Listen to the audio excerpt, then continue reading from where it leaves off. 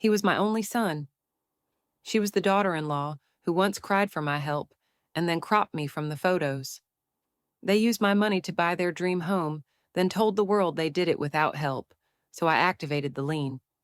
They forgot I held and rewrote the legacy they tried to erase me from. The first thing Lorraine noticed was the smell of sage and lemon polish. The second thing she noticed was that her presence had been scrubbed just as clean. The entryway of Ryan and Brooke's new home was painted in a trendy matte beige, curated to look both expensive and casual. A narrow walnut credenza ran the length of one wall, topped with 3 ivory taper candles and a dried eucalyptus wreath. But it was the opposite wall that took her breath away. Not because of its beauty, but because of what wasn't there. Their family photo wall, a gallery-style arrangement, clean lines, modern black frames. Pictures of Ryan from childhood through adulthood, vacation snapshots.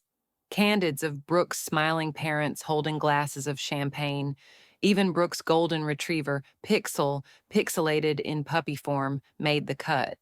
But Lorraine, gone. The childhood beach photo, once of Ryan on Lorraine's lap, wrapped in a towel, sunburn on his cheeks, was now just Ryan and the Pacific. The wedding photo, where she stood next to Brooke's mother, had been cropped mid-shoulder and replaced with a blurred vignette effect. Lorraine recognized it. She was there. She remembered the floral pattern on her dress. It had cost her more than she wanted to admit. "Wow," she said, her voice steady as she kept her coat buttoned. "This looks different." Brooke appeared beside her, wine glass in hand. "Oh," she laughed, flipping a loose curl over her shoulder. "Yeah, we streamlined everything, clean lines, no clutter. Ryan wanted a fresh start." "Did he?" Lorraine asked, but softly, half to herself. Brooke didn't answer, she just smiled, the kind of smile that closes a door, not opens one.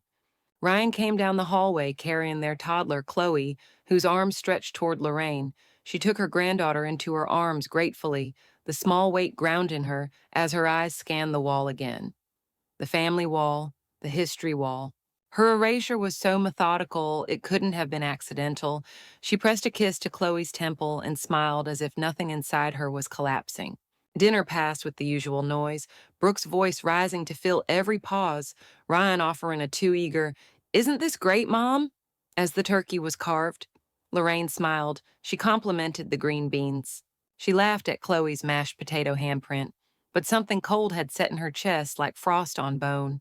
After dessert, when the dishwasher hummed and the conversation turned to mortgage refinancing, Lorraine tuned out. Brooke mentioned equity like it was something she'd earned. That night back in her own home, Lorraine moved in silence. She placed her earrings in the velvet tray on her dresser, turned off the light in the bathroom, and stood for a moment in the doorway of her study. Then she walked in. The filing cabinet's bottom drawer creaked open, old hinges protesting as she reached for a thick manila folder, marked in her own meticulous handwriting, "Ryan and Brooke, closing docs." She slid it out and carried it to the desk. A personal check copy, $68,000, signed and deposited within 48 hours of their offer being accepted. Her notes about the seller's conditions. Fast close, no contingencies. The original gift letter they insisted she write to appease the bank, and her copy of the title agreement, the one that showed she held an informal stake as a bridge investor. Not a gift, a stake. She remembered that week with bitter clarity, Brooke's voice cracking on the phone, "We'll lose the house if the funds don't clear today." Lorraine had written the check that night. She hadn't even changed out of her robe. She hadn't asked for praise. She certainly hadn't asked to be canonized in a blog post or family video. But she never expected this. She closed the folder and rested her hand on it, palm flat. The hallway wall wasn't just decoration. It was a declaration. And they had declared her non-existent. But the paper told a different story. She pulled out a Post-it and scribbled one phrase before tucking it inside the folder. "Visibility is not optional." Lorraine reached for her laptop, opened her documents folder, and renamed one. Ryan Brooke Closing Docs. Active. It sat open on her desktop like a wound she'd finally decided not to ignore. Her tea had gone cold beside her, untouched since she brewed it. The house was silent save for the hum of the refrigerator and the distant ticking of the hall clock. It was almost midnight, and the erasure still rang louder than the photo wall. She clicked the folder again, opened her transaction archive, and launched her old Quicken software, last updated 3 years ago, but still synced to her saved records. Password remembered on the first try. She scrolled, line by line, her memory returned in hard numbers. $68,000 wired transfer, bridge loan paperwork, email correspondence with Marcus, her longtime banker, title assurance notes, Brooks' signed acknowledgement of receipt. It all sat there, indisputable. Yet outside her walls, in the home her money helped build, it was as if none of it had ever existed. She picked up the phone and called her sister Marlene. It rang twice. "You're up late," Marlene said, voice sleepy but alert. "Something wrong?"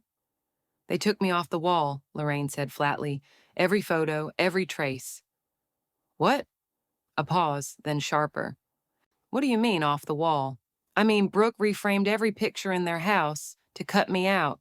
Ryan's baby photos, the wedding shots, even the one of the three of us at the cabin. Gone, cropped, replaced." Marlene exhaled slowly. "And you said nothing?" "What was I supposed to say?" "Excuse me, I noticed you deleted me like an old receipt." "You're too quiet, Lo," Marlene said. "That's why they think they can do this." That landed like a pebble in a still pond. Lorraine didn't reply. She didn't need to. They both knew the truth of it. After they hung up, Lorraine opened a subfolder buried in her archives labeled Loan Support Emergency. She hadn't touched it since Brooks' credit had bottomed out the spring before they closed. She pulled up the mortgage pre-approval letter, a laughably thin amount, insufficient without substantial help. The bank had flagged Brooks' credit as unstable due to a maxed-out card and a collections hiccup from a canceled trip she never paid off. Lorraine had stepped in without judgment, not because she had to, but because she trusted them, and because they had looked her in the eye and promised, "We'll never forget this." Lorraine had co-signed the temporary bridge loan with Marcus's help, something she'd told no one but Marlene. The paperwork had been quietly filed to secure the financing window before the final lender stepped in. She hadn't expected gratitude, but she hadn't expected burial either. She logged into the county's public records portal, property tax lookup, parcel number entry, title overview. Owner, Ryan, last name. Co-owner, Brooke, last name. Lien holders, redacted bank. Secondary lien, recorded Lorraine, last name active. She blinked, read it again. It was still there. Her name, not sentimental, not decorative, not in a frame, but legal, permanent, visible. Her name hadn't been erased, not where it mattered. She leaned back in her chair, the leather creaking beneath her. Brooke might have cropped her out of the images, but the mortgage history told another story. And mortgage history, unlike memories, had a paper trail. She clicked print. Record summary. Slid a fresh sheet of paper into the tray and waited as the printer warmed to life. On the top margin, in neat, familiar font, lien holder, Lorraine, last name. She reached for her legal pad and wrote 2 words, underlined in ink, still visible. Then she opened a new browser tab and typed property lien activation protocol. Lorraine didn't sleep much after confirming her name was still on record. It wasn't insomnia, it was strategy. She lay in bed with the hush of the ceiling fan above her and the slow churn of years-old decisions recalculating in her mind. All this time they had painted her out of the picture, but under the glossy paint of their independence, her initials still held the studs together. By sunrise, her decision was clear. She called Marcus at 9:01 a.m., exactly 1 minute after his office opened. "Still an early riser," he said with a chuckle. "What can I do for you, Lorraine?" "Coffee," she replied, "and 10 minutes of truth." They met at the cafe 2 blocks from the credit union, the same one where she'd signed the temporary equity agreement 4 years ago. Marcus was already seated when she arrived, a manila folder tucked under his elbow, 2 coffees on the table. Hers was just the way she liked it, no sugar, just cream. She slid into the chair, notepad in hand. "No small talk." "I need to know," she said. "Is my lien on the house still enforceable?" Marcus opened the folder, flipped to the signed paperwork, and pointed. "Uncontested, still live. filed with the county recorder. No motion to dissolve or transfer, which means, yes, fully enforceable. Lorraine let out a small breath through her nose. Not relief, confirmation. If I activate it? She asked. He nodded slowly. Triggers a reassessment. The lender would be required to acknowledge your equity claim. Depending on the terms, it could stall any refinance or property sale. She smiled without humor. Good. Marcus gave her a look, the kind that mixed curiosity with a trace of warning. Lorraine, if I may ask, what's changed? She stirred her coffee. Unseen. Then again, Brooke erased me. Erased from photos, from memory, from the narrative of how they got the house. She met his eyes, but they built it with my name in ink. He leaned back. Do you want to move forward with activation? She sipped, then set her cup down. Not yet, but I want to be ready. Marcos passed the contract across the table. Scan it, lock it down, and keep the original somewhere only you know. If anything escalates, you'll need to produce the signed copy quickly. I've already made a copy for my attorney, she said quietly, taking the paper. This is just making it bulletproof. As they stood to leave, Marcus paused. You always kept good records, clean, unemotional, just numbers and facts. She gave a tight nod. It's how I stayed married. It's how I raised a son. And now it's how I'm going to stay in the story. The drive home was quiet. She didn't turn on the radio, just the sound of her tires over pavement and the dull thud of the contract resting on the passenger seat. Her mind cataloged every interaction from the past year. Brooke's hollow compliments, Ryan's distracted half-hugs, the family brunches where she was treated like a fixture, not a figure. Back home, she scanned the document. 2 copies. One saved to an encrypted cloud folder, the second to an external drive. She labeled both clearly, subject, Lorraine Lean Equity Stake, Ryan and Brooke. Then she walked to her hallway closet and opened the fireproof lockbox she hadn't touched since her husband died. Inside, his will, her old tax files, and now the only paper that tied her name to a home she'd helped secure. She slid it in, shut the lid, clicked the lock. The silence around her felt sharper than before, but it was no longer empty. It was lined with resolve. She returned to her desk, pulled out her calendar, and circled a future date in red. No label, just intention.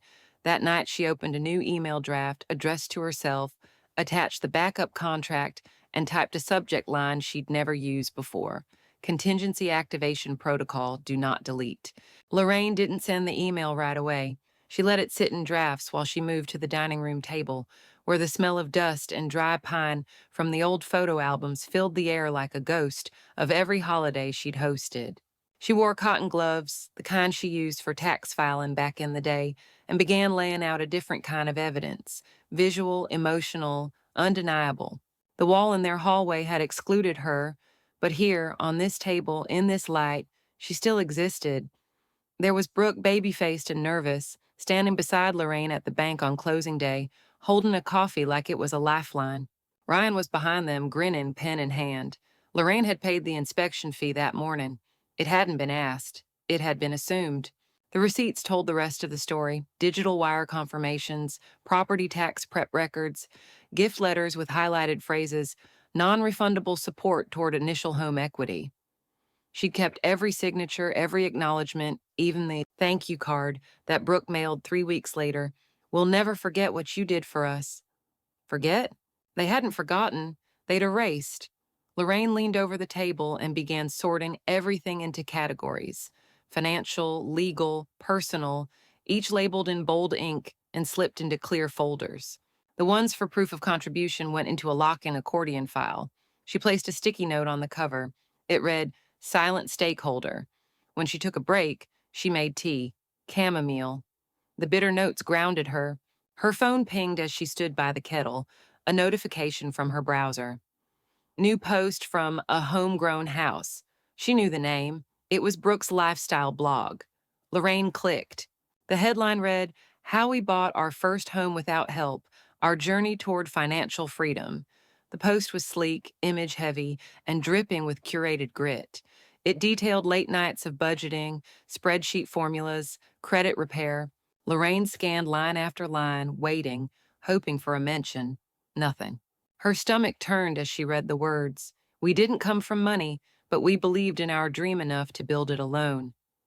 Then came a photo of the kitchen, her granite countertops, her contribution, and a caption beneath it. Everything we have, we earned. Lorraine didn't cry. She printed the post, highlighted the quote, then she placed it at the front of the proof of contribution file. She walked to her desk, opened her email, and pulled up the draft she'd left untouched. She added a new line above the attachment. Saw this today. Thought you'd appreciate the revisionist history. She attached a PDF of the blog post. Then below it, she typed, Subject. This didn't age well, did it? Her finger hovered for a moment above send, then clicked. 5 minutes later, Marcus replied with 3 words that felt like a smirk in email form. Ready when you are, no emojis, no fluff. Just that cold surgical phrase that cut through doubt like a scalpel. Lorraine sat back in her chair, eyes narrowing at the glow of the laptop. She didn't need to ask what he meant. She already knew. She clicked into the folder titled Ryan Brook Equity Transfer and opened the file like it was a sealed vault. Inside, every number, every timestamp, every clause she had buried beneath generosity was sitting there like ammunition. She emailed Marcus back 2 words, initiate consultation. 2 days later, Lorraine stood in the hushed lobby of Lively and Hunt, the real estate law firm where she and Mark had once updated their living trust. Same smell, polished walnut and lavender disinfectant. Same ticking grandfather clock in the corner. Too slow to notice its own decay. A young assistant led her into a corner office where Dana Lively, polished in navy silk, stood and smiled warmly. Lorraine, I read the blog and I read your paperwork. Let's talk lien activation. Dana moved with quiet authority, spreading documents across the table like a dealer at a very high-stakes game. Lorraine's original soft lien was still valid, signed, notarized, and shelved in legal limbo, waiting. If we activate this, Dana said, tapping the top page, a notice goes directly to their mortgage servicer. The lender flags their file, and Brooke and Ryan will be notified of your legal claim. It complicates refinancing, and they'll know fast. Lorraine nodded once. That's fine. I want it ready, not delivered. Dana cocked her head. Staging a financial chess piece? I'm not moving yet, Lorraine said. But they should feel the weight of my hand near the board. Dana leaned back, studying her. You've always struck me as meticulous. I used to think that was a flaw, Lorraine replied, signing the draft letter with one deliberate stroke. Turns out, it's a boundary. When Lorraine returned home, the envelope sat on her passenger seat like it had a pulse. The printed label read, To Sunpoint Mortgage Servicing, LLC, Secondary Lien Activation, Property Address on File. She parked in her garage and didn't get out right away. She stared at the dashboard clock ticking forward. She imagined Brooke laughing at a dinner party, casually bragging about refinancing into something smarter, as if debt had never touched her. Lorraine's jaw set. She reached into the glove box, pulled out a black Sharpie from her console drawer, and carefully wrote across the flap of the envelope in her accountant-perfect penmanship, Not yet. She placed the envelope back inside, shut the compartment, and locked it. Later that night, she retrieved her backup drive, scrolled through the documents again. The co-investment contract, the equity letter, the notarized statements, the text from Brooke reading, We'll never forget what you did for us. Truly family. Lorraine poured a half glass of wine, no garnish, and opened her safe. Inside were a few things: her husband's old cufflinks, their marriage license, and a letter she wrote to herself when Mark died. She gently removed the hard copy of the equity agreement, slid it into a hollowed-out cookbook, the heirloom kitchen, and slid the book back into its shelf. She didn't need to read the letter to Ryan and Brooke again. She already knew every line by heart. As she turned off the lights in the hallway, Lorraine glanced once at the blank spot on her own wall where the family portrait used to hang. This time, she didn't sigh. She smiled. Because some walls weren't built with plaster, some were built with paperwork and signatures that didn't fade. Lorraine didn't put the portrait back. She left the blank space above her hallway console as it was, quiet, clean, deliberate, a daily reminder that silence could be strategic. Let them wonder why she'd gone still. She canceled lunch with Brooke the following Saturday. Just a touch of fatigue, she texted. No one questioned it, not even Ryan. A week later, she missed a birthday dinner for a distant cousin. Feeling reflective, she said. In truth, Lorraine wasn't avoiding them out of bitterness. She was observing what happened in her absence, what shifted, what was said when she wasn't there to fill the space. Sometimes invisibility was the best vantage point. On a crisp Sunday morning, Ryan finally reached out. Ryan, everything okay, Mom? Haven't seen you in a while. Lorraine, just reflecting on things I helped create. It was the most honest thing she'd said to him in months, and the most unreadable. She arrived at their next family brunch precisely 10 minutes late, just long enough to force them to start without her. Brooke opened the door in a beige cashmere sweater and wide smile, her eyes scanning Lorraine's face for any clues. You look rested, Brooke said a little too brightly. I've had time to think, Lorraine replied, stepping inside with a bottle of store-bought Prosecco instead of her usual homemade quiche. The living room was redecorated again, minimalist, muted, like an Instagram ad come to life. Lorraine glanced at the gallery wall, still scrubbed clean of her existence. They sat around the table, Ryan cutting avocado toast into symmetrical halves, Brooke chatting about weekend yoga, refinancing, and how they were planning to unlock some equity soon for an upgrade out back. I told our broker it's silly not to use our house as leverage. It's all about timing, Brooke said, sipping her mimosa. We've got great comps in the neighborhood. Should be smooth. Lorraine raised a brow. Equity is a funny thing. You don't always know who you're borrowing from. Brooke blinked, then smiled tightly. Well, that's why we trust the bank to tell us what's fair. Lorraine sipped her drink, said nothing, and folded her napkin into a crisp triangle. That evening, she sat at her kitchen table, the overhead light humming softly. She logged onto her laptop, opened a browser, and searched the name of their refinance appraiser Brooke had casually dropped over brunch. The firm's website had a generic contact form. Have a tip about a property. Help us validate our accuracy.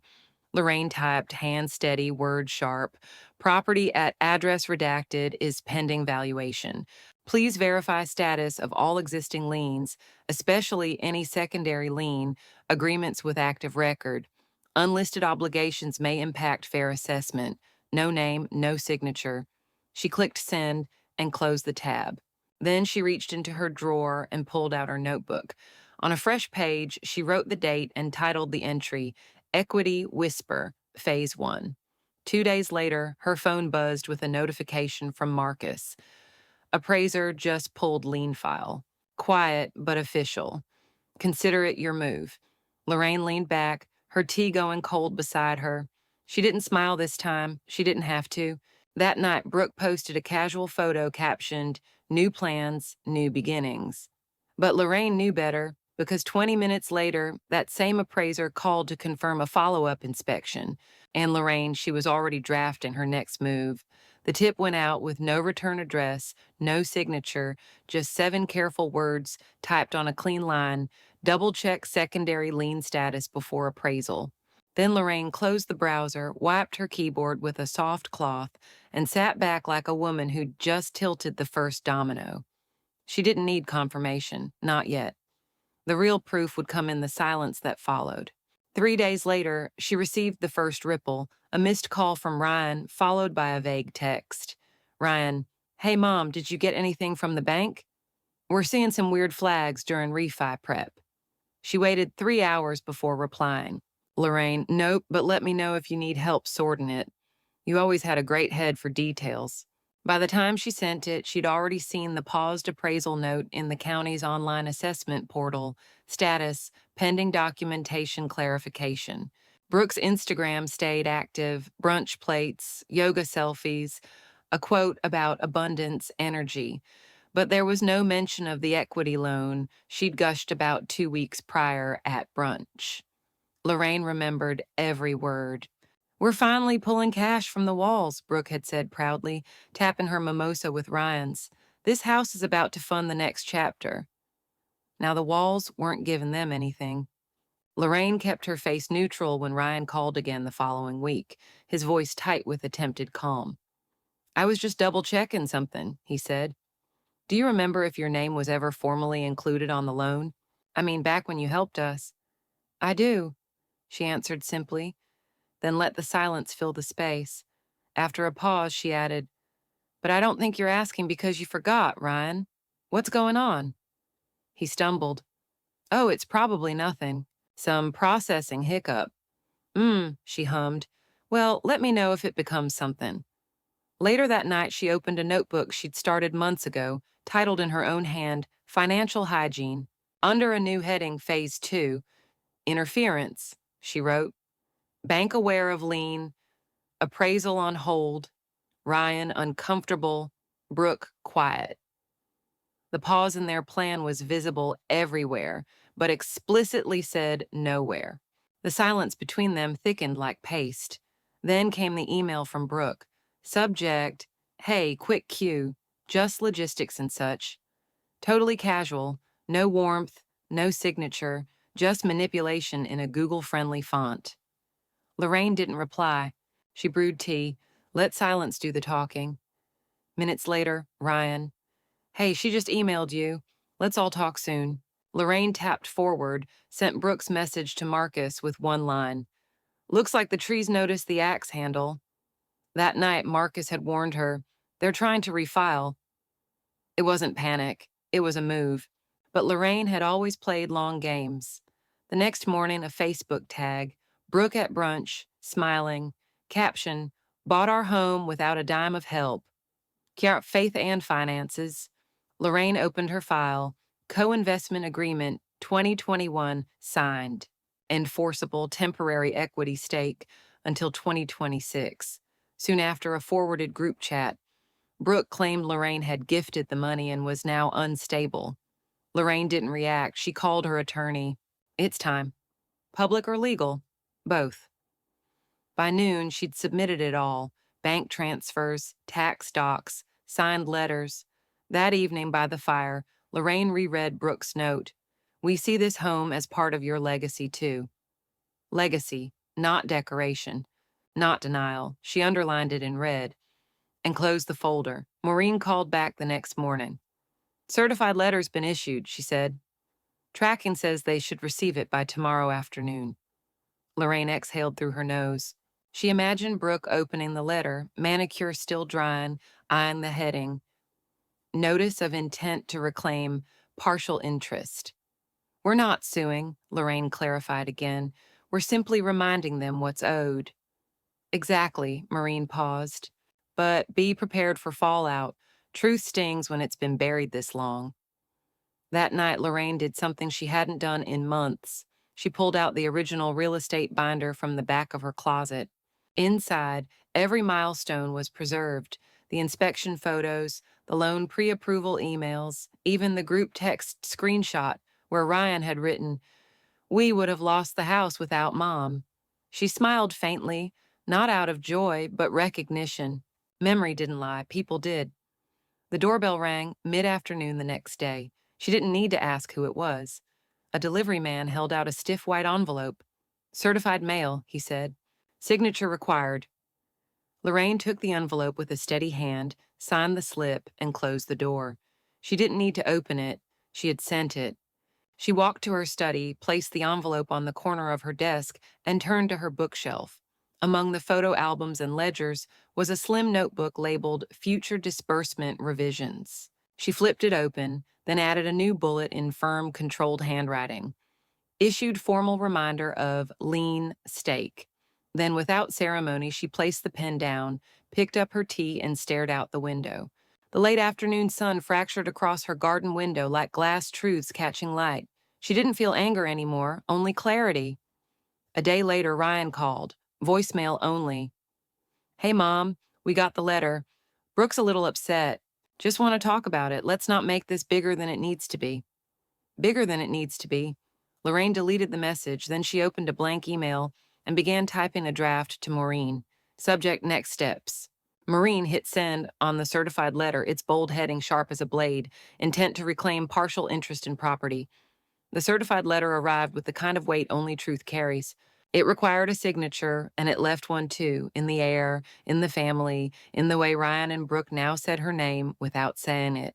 Lorraine didn't need to guess when it had landed. She felt it like a tremor through the fault lines she'd been tracking for months.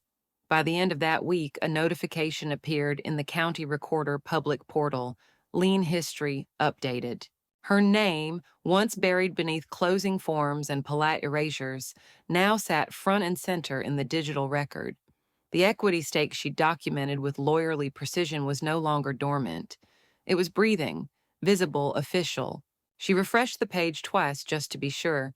2 days later, Brooke posted an Instagram story from her kitchen, a wine glass in hand. Some people just can't stand to see you thrive without them. The text was white, the bitterness bold. Lorraine didn't respond. She watered her violets and took a screenshot. The call came that evening, not from Brooke, from Ryan. "Hey, Mom." His voice sounded older, thinner. "Do you have a few minutes? I think we need to talk." She paused before answering. "Of course. Are you alone?" A silence. "Yeah." He came the next afternoon, dressed in jeans and the same worn gray hoodie he always wore when he was anxious. She noticed he hadn't shaved. He didn't go for a hug, just stood in her living room like someone arriving to deliver a message instead of receive one. "So," he said, "you filed the lien." Lorraine motioned to the couch. "I activated what already existed. I didn't file anything new." He sat down slowly. She sat across from him, knees together, hands folded. "Brooke's furious," he said. "She thinks you're trying to sabotage us." Lorraine tilted her head slightly. "Do you?" He didn't answer. Instead, he stared at the rug, a faded Oriental she and his father bought on their 20th anniversary. She watched him realize it was still there, unchanging. "Why now?" he asked. Lorraine opened the folder beside her. No drama, no lecture, just documentation. She said, "Because when someone removes you from their narrative, you have two options: disappear or footnote yourself into history." She handed him a copy of the blog Brooke wrote, the screenshots of her name erased from baby, photos, and the equity contract with his signature and hers. "You signed this," she said. "You both did." He took the papers but didn't read them. "I thought you wanted us to have that house," he said. "You said it was for our future." "I did, but not in exchange for disappearing." The wind outside rattled the windows. Ryan rubbed his forehead. "She says you're jealous." Lorraine laughed once, dry and soft. "I was a CPA for 30 years. I raised you. I buried your father. I funded your down payment, and I rebuilt my entire life after widowhood without collapsing. I don't envy either of you. I just remember everything." He looked at her finally. "So what now?" Lorraine stood and walked to her desk. She pulled a sealed envelope from the drawer. "Now," she said, "you read this." He took it without opening it. "What is it?" "A summary of my legal standing," she said, "with updated terms. Nothing punitive, just fair. It states what I own, what I've given, and what I'm no longer willing to be quiet about." He ran a hand through his hair. "You really want to go down this road?" She smiled. "Ryan, I've already walked it. You're the one deciding if you want to catch up or reroute." He nodded slowly, stood, tucked the envelope under his arm. At the door, he paused. "I just don't want to lose you," he said quietly. "Then stop giving me reasons to vanish," she replied. He left without another word. The next morning, a phone call had landed in Lorraine's ear like a dropped coin in a still fountain. "We need to talk, alone," Ryan had said, his voice tight with things he wasn't ready to say. She didn't answer right away. She let silence hold space, not out of cruelty, but control. When she finally said, "Come by tomorrow," it wasn't an invitation, it was a boundary. The next afternoon, she brewed coffee, not the cheap pods Ryan always teased her about, but the French roast her husband used to love. The smell alone could make a room feel heavier with memory. She poured 2 cups, set them down, then placed the photo album on the table between them like a summoned ghost. Ryan arrived looking like a man who'd tried too hard to appear relaxed, slacks too crisp, collar too buttoned. He sat without touching the coffee. "You didn't have to go this far," he said after a moment. "It's making things tense." Lorraine didn't blink. She opened the album slowly, deliberately, each page creaking like an old hinge. "I was erased for aesthetic," she said. "But you didn't stop her." He ran a hand through his hair. "Mom," she turned the page. "You see this one? Your high school graduation. You had chickenpox scars on your forehead, remember? I airbrushed them myself, took the picture into a local shop and paid extra. You never knew that." Ryan stared at the image. He looked younger, softer, smaller. "I'm not doing this to punish you," she said. "I'm doing this to remember what I gave." Ryan leaned forward. "Then let's talk. Let's figure out something. Maybe remove the lien quietly, maybe add a new clause, or something that doesn't hurt our chances of refinancing." Lorraine closed the album. "I'm not here to protect your mortgage. I protected your childhood. I protected your credit, your ability to start a life. I used my name to give you a roof, and you stood by while she painted me out of the foundation." Ryan exhaled sharply, jaw working. "You're twisting it." "No, Brooke twisted it. You held the camera." Silence stretched between them, thick as cement. In the corner, the ticking of the wall clock counted seconds like verdicts. "You know what this really is?" he finally said. "Control. You want to control the narrative. You always have." She didn't argue. Instead, she reached to the side and pulled out a sleek black folder with a gold clasp labeled in firm penmanship, "Revised Estate Disbursement." She slid it across the table, fingertips lingering just a second longer than necessary. "I rewrote the will," she said. "No joint survivorship, no co-ownership, no assumption of legacy. I don't owe anyone a legacy who treats it like an afterthought." Ryan's face drained, color pulling from his cheeks. He didn't touch the folder. "You're cutting me out?" "I'm drawing the line," she said. "If you want to step over it, you do it with your eyes open." He opened the folder, a single page inside, a clean breakdown of assets, names, designations. Brooke's name wasn't there. A note at the bottom read, "In cases of legal dispute, all parties forfeit claims." Ryan stared at it, his voice dropped. "You name the community housing fund." "I name the women who don't have to beg to be remembered," Lorraine replied. "I built equity in this family, and when I was removed from the wall, I made sure I wasn't removed from the record." For a long time, neither of them moved. "I don't know how to fix this," Ryan said finally. "That's because it's not broken," Lorraine replied gently. "It's revealed." She stood, walked to the window, parted the curtain with 2 fingers. Outside, the garden she planted the year after his father died was blooming. Late-season roses, tired but unbowed. "You came to negotiate," she said, without turning around. "I came to remember." Behind her, Ryan closed the folder quietly. "So, what happens next?" he asked. Lorraine turned, her eyes met his, clear and unshaken. "That depends," she said, "on what you do with what I just gave you." The next morning, she sat at her desk with the same folder opened in front of her. Its contents, now more than declaration, they were instruction.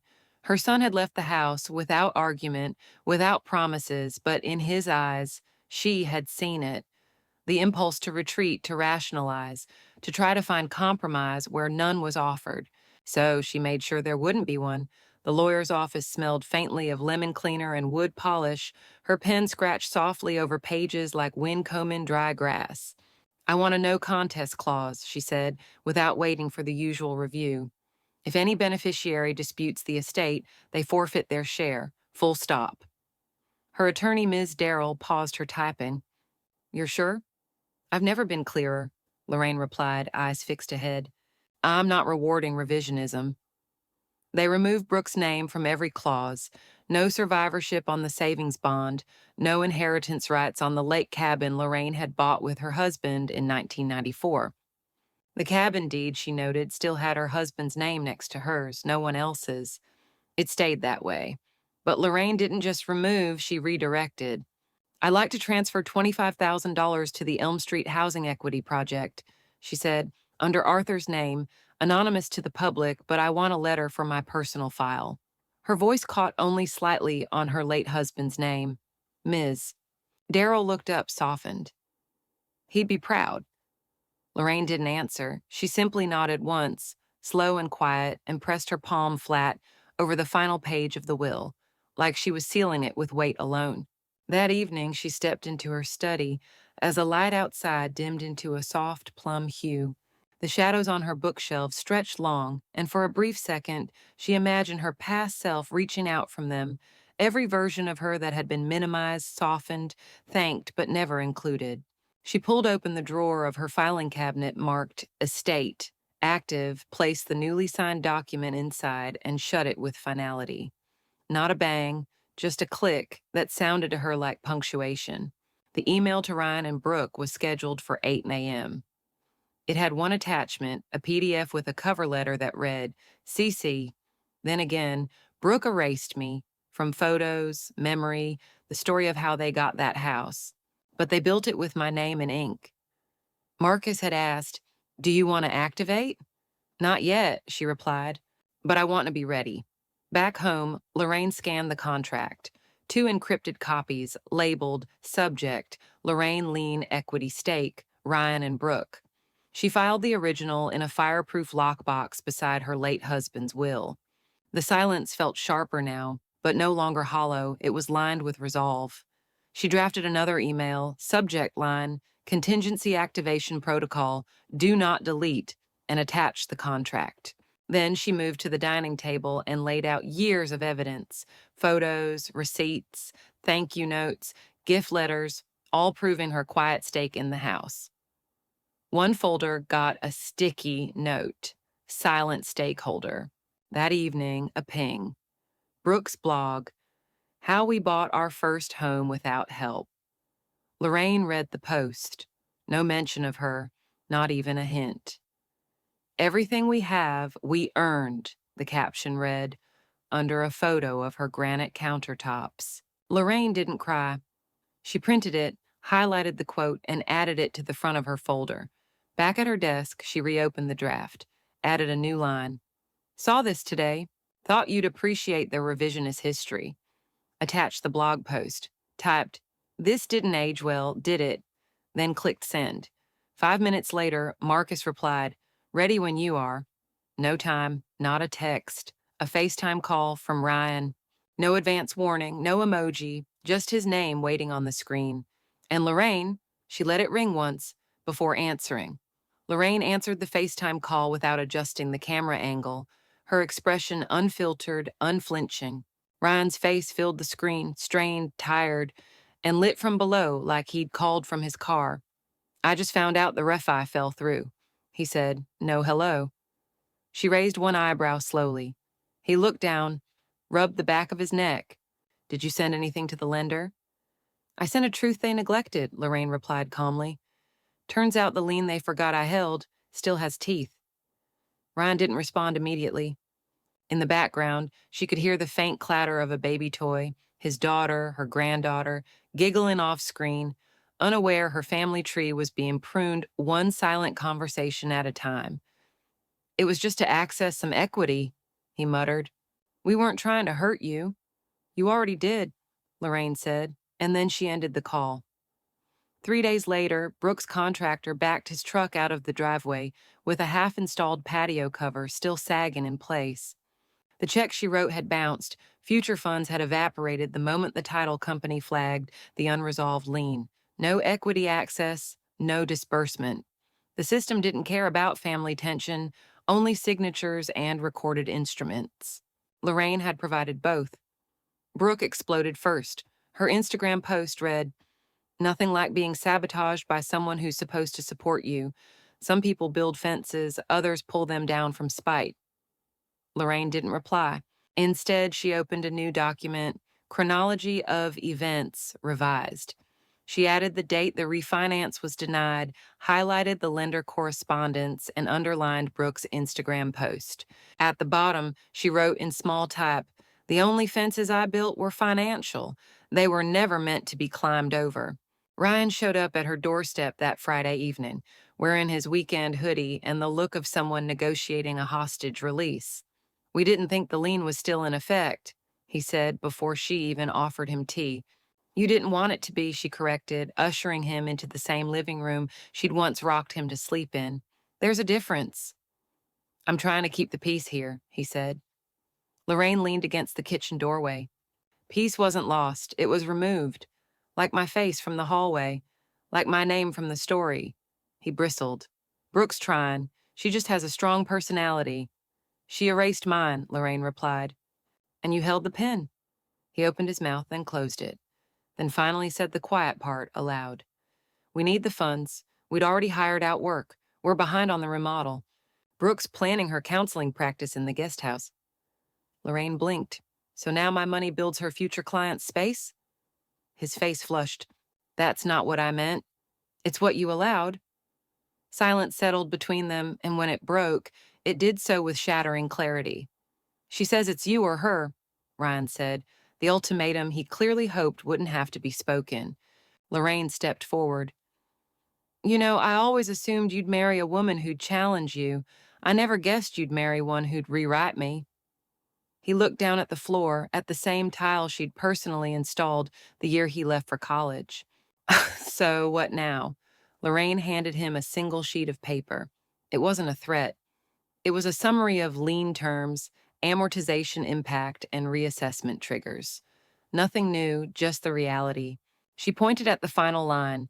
Lien is fully releasable upon formal written apology and acknowledgement of original contribution, with recordation of a revised title notation. You can keep your wife, she said, but you can't keep the lie. Ryan read the page twice, then folded it silently and walked out the door. An hour later, Lorraine's phone buzzed, a text from Brooke. You've made your point. Now let me make mine. Attached was a photo, a trash bin. Inside it, a torn envelope, Lorraine's name barely visible beneath the rip, and a caption, "Some things belong in the past." Lorraine stared at the image for a long, still moment.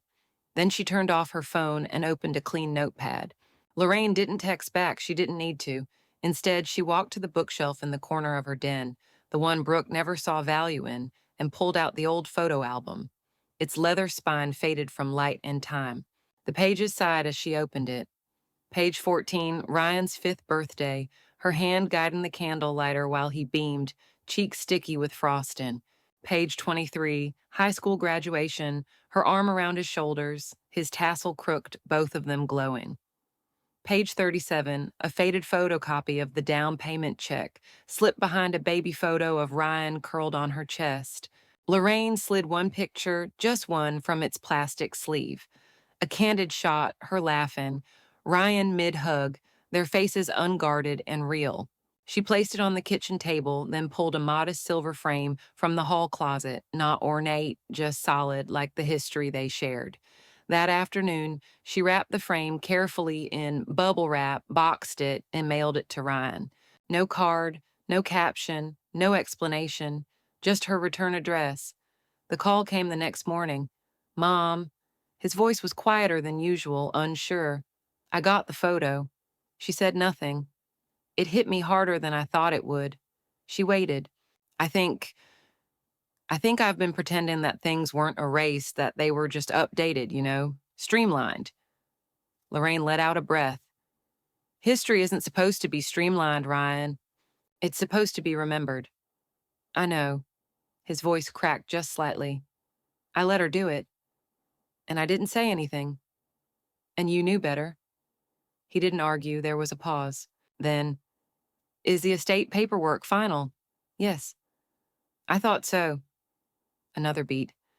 But Ryan, she said gently, you're still in the will. He inhaled, a small sound but full of weight. She isn't, Lorraine added. Her voice didn't waver. That weekend, Lorraine attended a ribbon cutting at a local housing equity nonprofit, the same one she'd donated to in her husband's memory. She stood toward the back of the crowd, sunglasses on, no name badge. She didn't want attention. She just wanted to watch something be built the right way. After the speeches, one of the organizers pulled her aside with a quiet smile and handed her a cream envelope. Someone made a donation this week, she said, in honor of a woman who once funded a home and never got credit. I thought of you. Back home, Lorraine opened the envelope at her kitchen counter. A thick note card, gold lettering, in honor of the invisible investors who made roofs possible and never asked for applause. She read it twice, then placed it on the mantel beside the framed photo, the one she had sent, which Ryan had returned with a simple note. She may have taken it down, but I didn't forget. A week later, a new envelope slid through her mail slot. No return address, but her name typed cleanly across the front. Inside, a single card from the Foundation's communications director. We'd love to feature your story in our upcoming campaign, The Women Behind the Walls. Lorraine folded the letter slowly, set it beside her teacup, and whispered to the empty room. It's time. Lorraine turned the card over once more and read the title again. The Women Behind the Walls. The title echoed in her chest like a final bell. She stared at the lettering until it blurred. For a moment, she simply sat in the stillness, her thumb pressed to the card's crease, her tea cool in, untouched beside her. Then she rose. She walked slowly to her study, a room lined with intention, framed degrees, unopened manila folders, a vintage adding machine from her early CPA days. She closed the door behind her with a deliberate click. Not harsh, not timid, just final. The old brass desk lamp flickered to life. Light flooded the workspace, casting gold against the cherrywood grain. Her eyes fell on the pieces she'd gathered over months but hadn't yet assembled. 3 leather-bound notebooks, 1 battered external hard drive, a flash drive labeled in thick black ink. Truth Final. She powered up her laptop and titled a blank document, The Silent Stakeholder. This wasn't revenge, it was preservation. It was authorship. Not a memoir full of grievances, not a diary thick with tears, but a ledger, clear, factual, permanent, of every contribution she'd made, every dollar she'd moved, every part of the home that bore her fingerprint but not her frame. She typed slowly at first, then faster. Each keystroke summoned a memory with numbers behind it. The bridge loan cosign date documented through Marcus's original emails. The gift letter Brooke had asked her to draft just for optics. The deposit. Transfer with the subject line, You're making a dream possible. She uploaded a scan of the Thanksgiving group photo, the one that first revealed her quiet deletion. She inserted screenshots of Brooke's blog post claiming they'd bought the house without help and cross-referenced that with the Venmo history showing repayments and dinner thank yous. She paused once, reading back a line she'd typed without thinking. Goodwill, like equity, can be measured and revoked. The sun dipped beyond the blinds. The room dimmed, but Lorraine didn't stop. When she finally hit save, she'd completed the archive, encrypted, organized, shared only with her attorney. Subject line, for the record and the future. She sat back, shoulders lowered, not in exhaustion, but in resolve. Outside, dust softened the neighborhood's sharp edges. At Brooke and Ryan's, the lights flickered in a kitchen still missing its backsplash. A slab of quartz leaned awkwardly against the far wall, waiting for funds that no longer existed. The house hadn't sold. The refinance hadn't cleared. The contractor had walked. On the porch, a stack of mail remained untouched. Near the top, a weathered, unopened envelope, Lorraine's certified letter, intent to reclaim partial interest, still waiting for acknowledgement. Across town, Lorraine's own home glowed, not bigger, not newer, but stable. The kind of place where records are kept and legacies aren't revised with a paintbrush or cropped with digital scissors. 2 days later, her phone buzzed. A voicemail transcription popped up. Hi, Lorraine, this is Jenna from WHF, Women's Home Equity Foundation. We'd love to feature your story in our upcoming journal and speaker series. You'd be a perfect voice for our campaign on invisible contributors. Call us when you're ready. Lorraine didn't call back right away. Instead, she walked back into the study, pulled out the flash drive from the top drawer, placed it gently beside a silver frame. The photo inside, Ryan's 5th birthday. She was mid-laugh, lighter in face but strong in presence. Her hand lit the candle on his cake. She traced it slowly, her fingertip paused at her own smile. Then, out loud, To no one but the lamp and the ledger, she said, "You erased me from the wall. I erase myself from your future." No bitterness in her voice, just authorship. They erased me from the wall. I erase myself from their future.